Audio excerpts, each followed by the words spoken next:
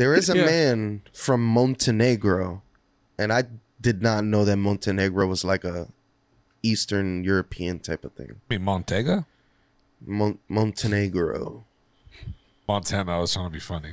Yo, Tony has done nothing but love Montega, and I mean one of the fans of the show was like, "Yo, you told me you were gonna review it. I was listening to it at 11:30, asking myself, well, why the fuck am I listening to this bullshit?"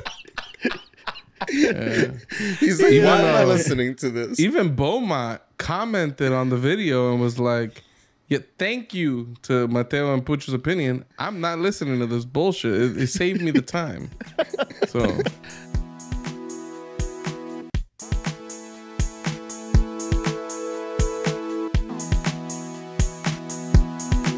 For our last topic, ladies and gentlemen, the things we said back in the days that was not offensive, but in today's society, it could be now found offensive. Tony, that's not the topic. I was hoping that we were going to talk about the Tour de France. Where did it come from, and who invented it? Yeah, who invented the Tour de France? Do you guys even know? No. No. But I know it's been going on for a really long time. Have you heard of Lance Armstrong? Nah, I don't think he invented it. No, but he might be the recipient of the most wins. Probably with an asterisk. And I don't think he has balls anymore. Is this true? I think he lost one ball. He lost one ball. He's like Tom Green. He's missing at least one ball. Yeah. He's missing at least one ball. Tony Green is missing a ball? Yeah, he had testicular cancer. Is Lance Armstrong your hero, dude? No. Why? He's Who a cycles biker. better than Lance? Are you the ultimate cyclist over here? I'm not into that world of roadie cycling. I watched a movie once about a cyclist. A big race. I don't even know what race it was. But I remember them going downhill, and then they laid down on their bike. Yep. To like get even more speed. It's a really weird movie. It's got to be 80s because only the 80s could create such a movie that no one's actually interested in, but everybody watches. That's such an 80s thing. There's a cyclist, Safa. If you look him up on YouTube, he's done that recently. And Tony, give us the real topic. I kind of like that we're running with this only because of how long we are. Yeah, no facts. We might have to save exactly. I don't think we're gonna give it. Yo, the Tour other de topic France deserves such justice that I don't think we're gonna give it. Should this just be a random grab bag? Because I really have something else I want to discuss. What do you want to discuss? I like how people shat on me about the Tour de France, and now it's like we're slinging this.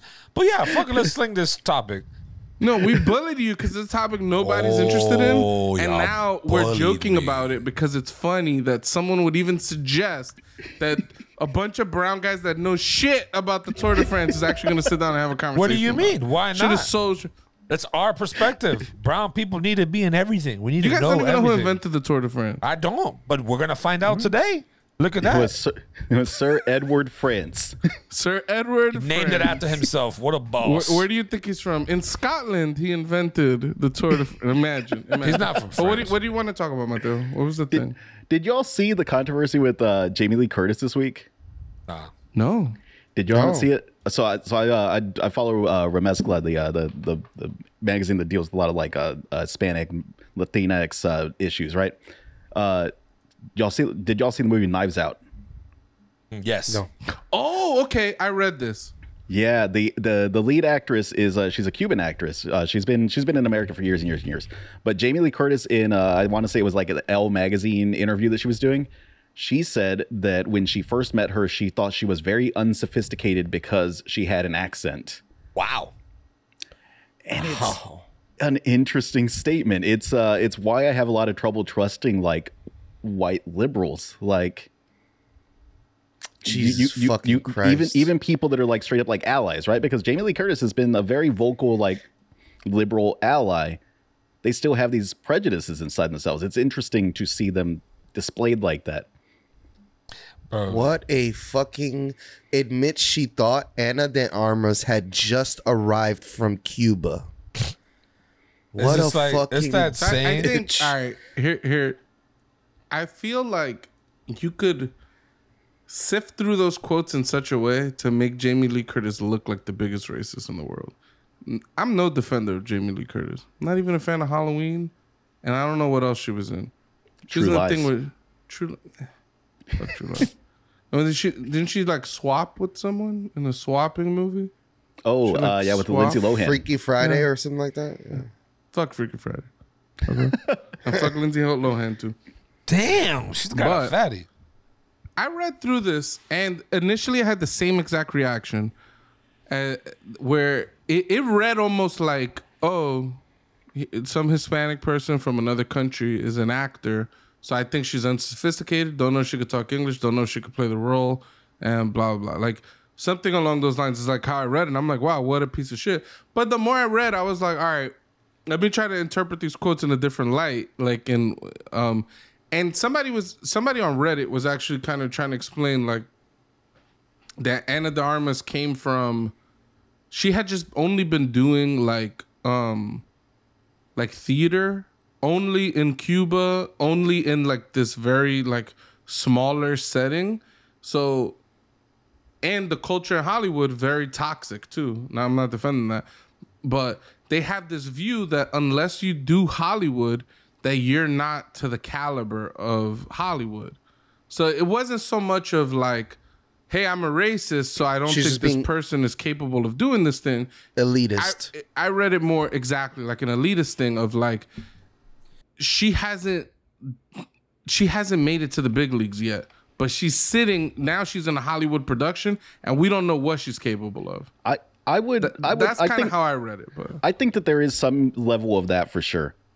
But she was also in War Dogs and Blade Runner 2049 like prior to this. So like she was around Hollywood. She was doing like Hollywood productions, right? And she was great in Blade Runner. The unsophisticated part is the part that like, man, there's such different phrasing you could use there, because that just screams like imperialism and like looking down on other like savage cultures and things like that. Like there's a lot of history to like using statements and words like that, right? Like statements and words matter. No, words do matter though, for sure. I think because at first I was like, maybe they misunderstood, but when I went back and looked at it again, I was like, nah, she meant that shit just how she said it. Like, she's a Hispanic woman with an accent. She's definitely fucking lower class. Like, bitch, there's actors that are not Hispanic that have accents. Like, why you didn't say that about them? Like, I don't know. She honestly probably a little racist against brown people. Might be. I think we all have some like prejudices, right? I think that I think that white people in particular grow up with a lot of like prejudices. It's important to recognize those though, and police yourself, and try to move forward and be better people with the words you use and the statements you make and the choices you make. Yeah, for sure. But it is definitely a thing. Like, people have prejudices. If you have an accent, people are going to think you're not as smart. Like it's a thing. That's the way that a lot of people operate. Yeah, I have experienced that too. You're working with somebody that just can't even talk English, and we're all like trying to fucking talk English and figure shit out. And it's like there's an innate feeling that this person's dumb, but it's like they probably talk 3 languages. They probably talk 2 fluent and an extra language. Okay. Mm-hmm. And you got these white people out here talking about, wow, this guy's so dumb. You know what I mean? It's kind of like, all right. I had a customer once call me, be like, yo, I need you to translate, because your guy here doesn't know what the fuck he's talking about. And my guy speaks Spanish mostly, broken English a little bit. So I got on the phone with him, and everything he was saying, I was like, oh, okay. Yeah, it's this, that, and that's what's causing this issue. Oh, shit, he know what he's talking about. Yeah, he does. Have a nice day. Like, and it was just one of those things where, the Spanglish doesn't connect well, but the man knows his shit. And the customer was just like, older white guy, redneck, cool guy though. I met him a couple of times, but he was just like, I can't understand what he's saying. And he's got a super Southern accent. And it's just, some people just think like, oh, they don't know shit because, you know, they don't speak English. But it's like, bro, it's like this guy knows multiple languages. Like you said, Pucho, it's you just really misguided, I guess. Here's a hot take, though. I don't think the idea of a national language is bad. I think like everybody, I feel like everybody who's in a country should be capable or should be in the midst of learning or being taught how to speak the language of the country, native whatever tongue. that language, whatever we decide the language to be. And this is why on Duolingo I'm learning Esperanto, because it is the international language. Esperanto. Is this a real thing? It's a real thing. Kill vi fartas, Tony. Don't fucking curse at me, motherfucker. What the fuck is that? That means, how are you doing? That is not. There's no way this is an international language. It's a real thing. It was designed to be an international language. It was supposed to be like this. A dude designed. I forget. He pulled aspects of like Spanish and like German and like it's this weird little like utility language that he created. He needs to add me to this national language shit. I would hit that nigga with some slangs. Hit him like, yo, pep, my nigga. Hit that one pep, two pep on. Like, it's got a lot of like Spanish aspects though, because like the word for like is or are or the verb to be basically is estas. Okay. Yeah, I don't know. Esperanto sounds Spanish to me. Yeah. Yeah. It sounds Spanish. I thought it was going to be something like that. Right. I've been wanting to learn Esperanto ever since they referenced it in like one of the William Gibson novels. There is a man from Montenegro, and I did not know that Montenegro was like a Eastern European type of thing. I mean, Montega? Montenegro. Montana. I was trying to be funny. Yo, Tony has done nothing but love Montega. And I mean, one of the fans of the show was like, yo, you told me you were gonna review it. I was listening to it at 11:30, asking myself, well, why the fuck am I listening to this bullshit? He's like, why am I listening to this? Even Beaumont commented on the video and was like, yeah, thank you to Mateo and Pucho's opinion. I'm not listening to this bullshit. It saved me the time. So shout out to them. He probably heard what we had to say, went to go listen to it, and said, hell nah, I agree with what they said. I'm not listening to this shit. So. But no, I think if you move to a place or whatever, maybe visiting, try to, but it's hard. But if you move to a place and live there, you need to know the native tongue. I would agree. Like, yeah, I mean, just native, like the native. Try to learn it, I would say, because learning a new language is rough. You have to be there for a long time practicing it. For me, yeah, I would bro. say. You go to Miami, they got Miami is half of Miami is Cuba, my G. Like, you walk in a store, no one speaks English. You can go a whole city blocks, like multiple blocks. No one would speak English. There's Only places like that Spanish. in the Bronx. In the Bronx are just I like that. bet. It's like Dominican Republic, a little spot in the Bronx. It's like you can't even find someone that could talk English with like That's crazy. And I mean, I don't have a strong view on whether that's okay or not, but like for people that like, if you got to work with people and you got to be around people that just can't speak the language, it just makes things difficult. And it's not, I don't think it's on the other person to have to work hard to try to understand what somebody else is saying. Like, and that sounds harsh, right? I just think like if I don't think it's so crazy to have like a national language. And if people want to immigrate to the country and things like that, it'd be nice if there was some mechanism for them to learn English. Like, I'm not saying they got to know it to immigrate. I'm just saying like in order for people to work in this country, in most cities, you got to know English. Like, if you happen to land in the Bronx and you only speak Spanish, well, good job. Like, you landed in a place where you could just never learn. Like, yo, my grandparents never learned English because of the like my grandparents, they grew up in Williamsburg back in the day, which is like black, Puerto Rican, Dominican, just straight up. And it's like they don't gotta learn English. Like, they could just be themselves, and they got just like these little areas that are just like a little version of the countries they came from. You know what I'm saying? See, I've got some feelings about this for sure, because like when my parents were growing up, they spoke Spanish. That was their primary language, and they both went to school here in Texas, and they went to a religious school. So if they spoke Spanish in school, the nuns would beat the shit out of them. Damn. Like they literally beat the Spanish out of my parents, right? They still speak Spanish, they're still fluent in Spanish. But when I was growing up, my first language was actually Spanish. I spent a lot of time with my grandpa, so I spoke just in Spanish. And when I started going to school, they stopped speaking to me in Spanish at home.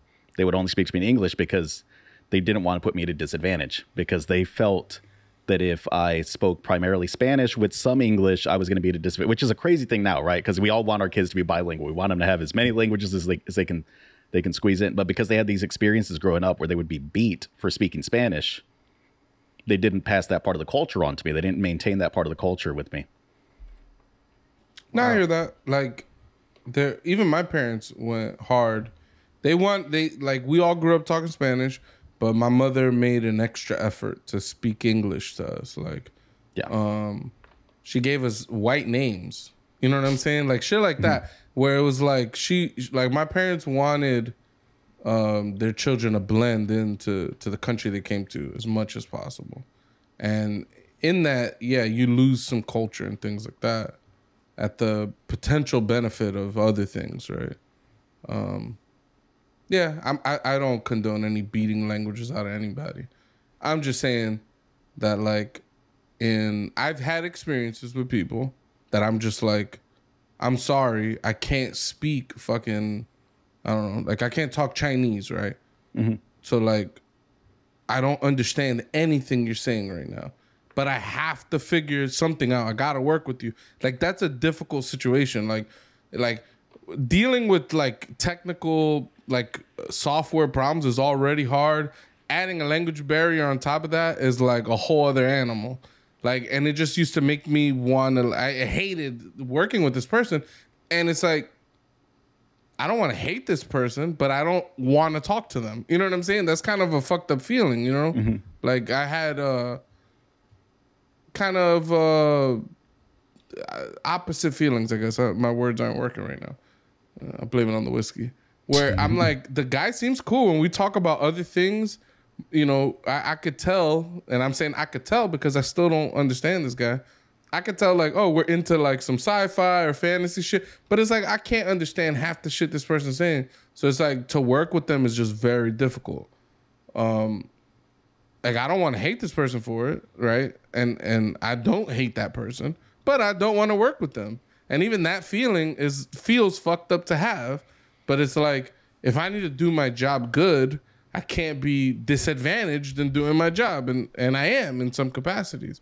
So I think for things like that, it benefits. I think it benefits everybody. Like, both the person that can't speak the language so well, because people are going to have negative feelings with that person, but also just people that got to work with that person. Like, I think everybody benefits from it. You know what some people do in New York? They use Google Translate, and they'll translate it into English, their question, and show you their phone and stuff like that. That's clever. iPhones got that too with the hearing aid, or with the AirPods. You can record someone saying something in a different language, and they'll repeat everything for you. And then you can learn by hitting like a response on it, and it'll say it in English or whatever form of language it is that you want to talk, and you can kind of repeat what it's saying. It's pretty cool. You're saying the AirPods have this? Yeah, you put the AirPods in, and it'll pick up whoever's speaking to you. You just hit record or whatever, and it'll translate it to you. You hit record where? On your phone. There's like literally record a video or something. No, it's all, not AirPods. It's the record app. It's like a universal translator almost. Yeah, I don't even know where it's out of my phone. Oh yeah, translate. Yeah, I don't know if you can see that or not, but you just, at the top, you hit English to Spanish or German or whatever, Russian. Yeah. So it's not the AirPods? It's just no, you can use the AirPods, though. It's an app on the phone, but you use the AirPods, and it'll repeat it in your ear, and it'll pick it up better than you trying to do this in their face. Like, here, it's speaking to you, you know what I mean? It's just I'm not being a dick. I just want to know if there's some fucking AirPod language app or something that you need to have to do it. There actually probably is that, too, though. I mean, I wouldn't doubt it. And that's fire. Like, when I went to Japan for 2 weeks, call me hypocrite. All right, I didn't know Japanese. I was out there for 2 weeks. Yeah, but you're not living there. God, the Japanese people, a lot of them know English. If you're in Tokyo, almost everybody could talk some form of English that's passable for you to like, do anything. Yeah, but you're not. And living then a there. lot There's of things a are difference. written in. I think it's katakana, which is like the language that's like with like English letters. But like when I went to Kyoto, shit was all fucking like Japanese characters and shit. I was nervous. All right, I was riding the bus and I was like, "Oh, what bus stop I need to get to? 3 fucking symbols." I was like, "Oh shit! All right, I was like looking at the bus stop map. I was looking at the thing. I was like, "All right, yeah, no, that has 3 vertical lines with a little switch. No, that's 3 lines with a leftward switch. I need to find the rightward switch." I was just trying to like fucking match the pictures and shit. It was difficult. And if I hadn't lived there, people probably would have hated me, and I would understand it because I wouldn't be able to function in a society as well. So I like feel Google Maps doesn't work over there? Like putting in your destination, it won't tell you? Like, Oh, it definitely works over there. It definitely works over there. That's how I got around all over the place. But oftentimes it's, let's say everything's in the English characters, right? Mm-hmm. If you get on a bus that don't got English characters, you don't know when to get off. I see. If it says, "Oh, you get off at Ueno," and there ain't fucking the word Ueno anywhere that you could see, you don't know where the fuck to get off. So then Google Maps actually saved me because in Kyoto I actually had the Japanese characters next to the thing, and I was like, "Oh my god!" It was the only time I ever had to look at that. I was like, "Oh shit, is that?" And then I started matching pictures. I was like, "Thank fucking God, Google included that there." Instead of just like the English letters, because I would have been fucked. Yeah, I read a thing the other day that it was like you should know at least these 5 phrases whenever you're traveling to another country. You should know these 5 phrases in the local language, and it was like how to ask for water, how to get to a bathroom. Like it was, I forget what the full list of 5, but it was like you need to at least know these 5 phrases. They're like you should practice these, you should know these. And I encountered a kid at a bus stop in Kyoto that saw me trying to figure things out, and he just whipped out his phone and put it up to me like that, and there was English there, and I was like, "Oh shit!" And I was talking to him, and he was doing basically what Tony was saying, which is like translating what I was saying to some kind of Japanese that he could understand, and then typing a text that was translated in English and trying to help me out. And I was trying to tell the kid, "I'm all right. I actually got it all figured out now." But I would have appreciated it like an hour ago when I was fucking nervous as fuck. Trying to figure out if I'm about to get lost in another country where I can't speak the language at all. That's hilarious. That's scary. Good time. Yeah. It's very, in the grand scheme of things, not that scary. But when you're in it, it's so stressful. Yeah. When you think about it, it's like, what's the worst that's going to happen? Like, all right, I'm going to just end up somewhere. It's like, there's going to be a way out of this situation, right? But in the moment, you're so nervous. Like, if I don't figure this out, I'm gonna die. That's almost what it feels like. And maybe if you end up in the wrong neighborhood, I'm sure that it brings you back to like being a little kid and like you're in the store or something, and then you turn around, and suddenly everyone's gone. Your mom, your dad are gone. I had that happened to me quite a few times. Yeah, all right, guys. If you haven't done so already, hit the subscribe button. Tell him, Luca. Yeah, tell him, Luca. Tell him to subscribe. Hit the subscribe, like, follow, share. We're on all social media platforms. Discord especially. We chat it up in there all the time.